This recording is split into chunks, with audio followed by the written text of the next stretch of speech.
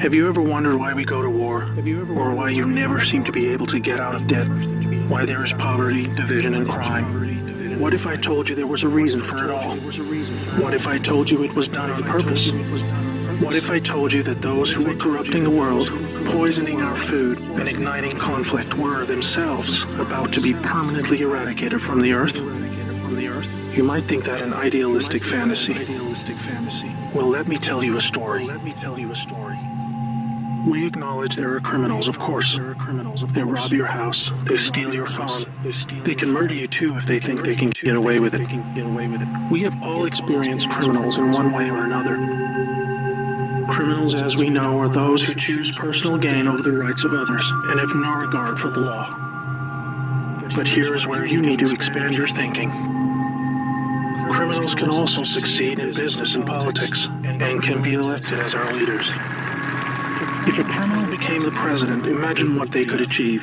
They could use the full weight of their executive power to commit much larger crimes and ensure they and their friends were enriched to the fullest extent possible. A criminal president could create alliances with other criminal presidents and then collaborate on more global criminal activities. Anything goes.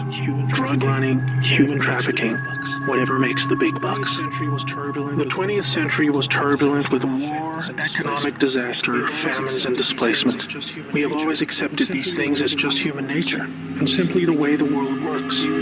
Something inevitable and due to the weaknesses of human nature that drive us to these actions. This is where we were all tragically wrong. You are not a criminal. I'm not a criminal. So how can we just assume that it is human nature that is driving all this pain and misery?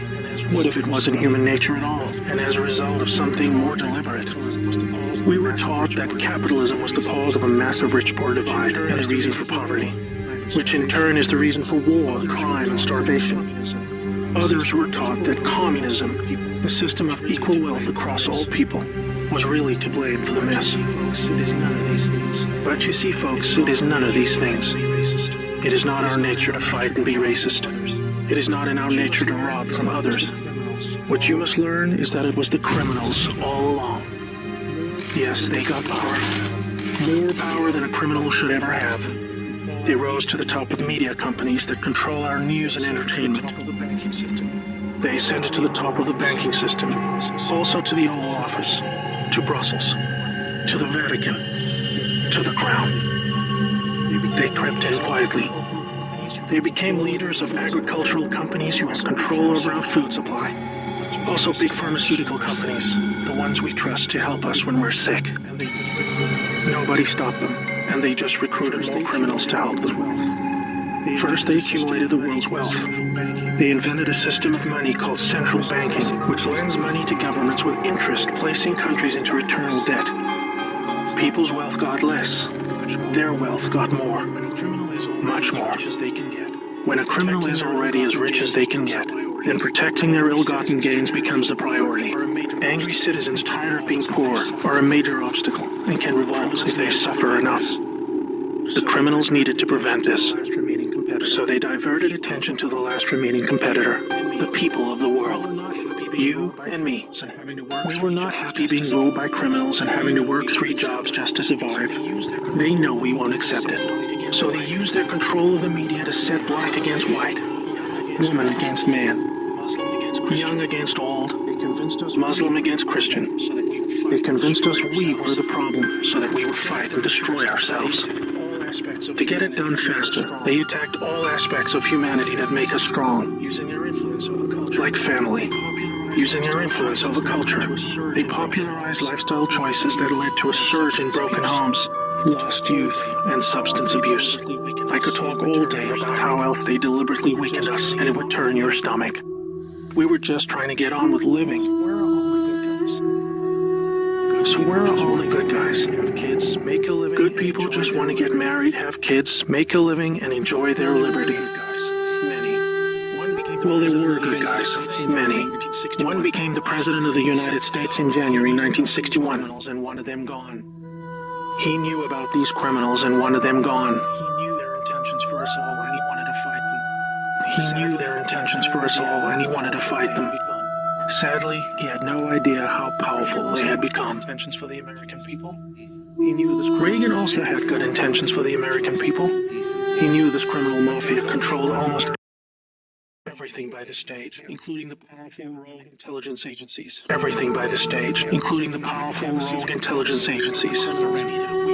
His economic policies were promising, but the criminals needed a weak America to hold on to their power. Reagan was shown with a bullet that a growing U.S. economy and prosperous citizens were not what the criminals wanted. Every time someone wanted to stand up, it was looking pretty grim for good people. Every time someone wanted to stand up and do the right thing, they got stopped. Were we ever to be freed? These criminals are also known as the deep state, or cabal, because of how they control things behind the scenes. Every president after Reagan was one of these deep state criminals, and their empire got even stronger. With each bad president came new depths America and the world would sink. Do you need me to tell you? The world collapsed into darkness. Declining job numbers. Do you need me to tell you opioids? Destroyed factories, declining job numbers, sicker people, opioids, destruction of Iraq, Syria, and Yemen with pointless war, displacement of people into Europe, ISIS, terrorism, collapsed governments, poverty, and genocide. Total misery. Do you think that was inevitable? Hell no. Well, here's where things start to take a new turn. When the full picture comes to be known, it will forever be regarded as the greatest story ever told. Well, here is the top line. Some good people still held positions of power. They valued humanity and the rule of law. While the criminals discussed their game plan at the annual Bilderberg meetings, the good guys were making plans of their own. The information age was coming to change history forever. As the internet flooded into every home and appliances became smarter, and when people started carrying tracking devices, an opportunity to put an end to criminal control over the world was emerging. We became connected, trackable, and surveilled. But so did they. They became dependent, just like we did, on email, SMS, instant communication. It made crime much easier, but it also put them on a grid that, if accessed by the right people, would expose their crimes to the public and end their iron grip on us once and for all. In this new age of information, it was thought that the military should also have its own intelligence agency to focus on cybercrime and espionage. They called this the NSA, the National Security Agency. Here we had every phone call, email, and text from every device stored and archived. Whether it be someone making a doctor's appointment or the deep state setting up a massive heroin purchase from the Taliban. In the right hands, it would be enough information to expose the entire sinister criminal plot to rub us blind and wipe us out. Hold that thought. Now I need to explain the plan. The good guys were devising a plan to reclaim the world from the cabal and return it to the people. It would involve alliances with multiple countries, since the criminals had global rat lines, trade, and other infrastructure in place that would need their cooperation. It came down to two choices for America. Launch a military coup to seize the government from whichever cabal puppet was in the White House at the time. Or win legitimately, take control of the NSA, expose the criminals for what they are, and arrest them all. Obviously, the first option would be very troubling for the public. With people still preoccupied with cabal-engineered social issues, they would likely revolt and hurt themselves and others. No, it would have to be the latter. So they needed a candidate who could win, and who could win big. Many states like California had been so heavily inundated by criminals that even the voting machines were electronically set up to swing votes any which way. It would need to be a very decisive victory. Good patriots in the U.S. military and their global partners asked Trump to run for president so they could take back control of America legitimately without alarming the public. Trump was a good choice, obviously, because he overcame the voter fraud and won. But he was a patriot, and he was loved and admired by the public. He was not interested in joining the cabal because they hated America, and he did not agree with them on that point. As soon as he showed interest in taking power, they activated their media assets to viciously turn on him. That's when we saw the sudden hatred emerge. Even when he won, the cabal still had no idea what he was a part of, and the sophisticated plan that was about to unfold against them. Shocked at their loss, they mobilized their full arsenal of intelligence, media, money, and technology to try and take back power. There are people at the top of the DOJ and FBI that put together a plan to frame Trump and have him impeached. This is where we come back to the NSA again. All messages were stored and could be used to expose this plot and prevent Trump's overthrow. An entire book will be written about the first 2 years of Trump's presidency. False flag terror attacks, down planes, missile alerts, assassination attempts. Here is the point. The world is currently experiencing a dramatic covert war of biblical proportions. Literally the fight for Earth between the forces of good and evil. I can't put it in simpler terms, but I can say it appears the good guys are winning. The cabal had complete control over North Korea. They hijacked the Kim dynasty, took them hostage, and worked to build up a nuclear arsenal to threaten the world. Kim Jong-un suddenly embracing peace was simply because the deep state were beaten and driven out. ISIS was also destroyed in the year following Trump's win. We are all starting to see the pattern now, that enough time has passed, that our biggest global concerns are starting to recede, and peace is returning. It is all evidence that the good guys are winning the war. But we are still in the middle. While a lot is improving, it still puzzles many that most of these known criminals are still free, especially the higher-ups like Hillary Clinton, the Bushes, and Obama. That is coming in the next chapter of the story. That's why we have Q. The good guys with control over the NSA began the Q intelligence dissemination program to invoke an online grassroots movement that came to be called the Great Awakening.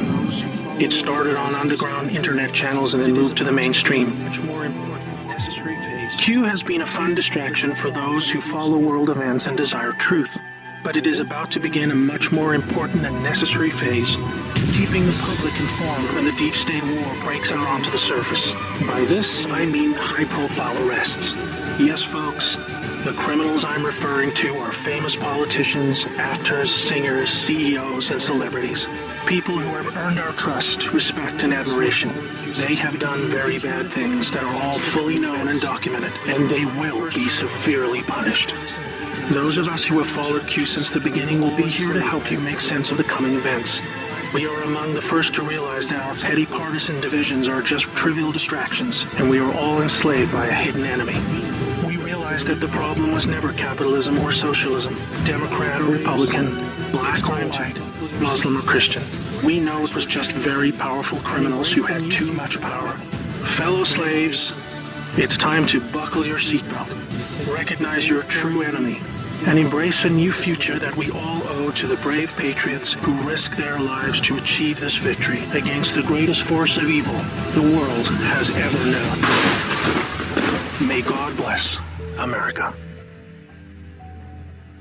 We've come a long way, everybody. We've come a long way.